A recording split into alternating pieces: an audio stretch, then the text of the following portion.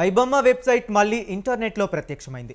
అప్పట్లో నిర్వాహకుడు రవిని పోలీసులు అరెస్ట్ చేసి సైట్ను క్లోజ్ చేశారు. అప్పటి నుంచి సైట్ అందుబాటులో లేదు. తాజాగా మళ్ళీ ఆ సైట్ ఇంటర్నెట్లో ప్రత్యక్షం అవ్వడం, కొత్త సినిమాలు కనిపించడం కలకలం రేపుతుంది. ఐబొమ్మ రవి ఇటీవల బెయిల్పై విడుదలవ్వడం, సైట్ మళ్ళీ స్టార్ట్ అవ్వడంతో పలు అనుమానాలు వ్యక్తమవుతున్నాయి. దీంతో సినీ ఇండస్ట్రీలో ఆందోళన మొదలైంది.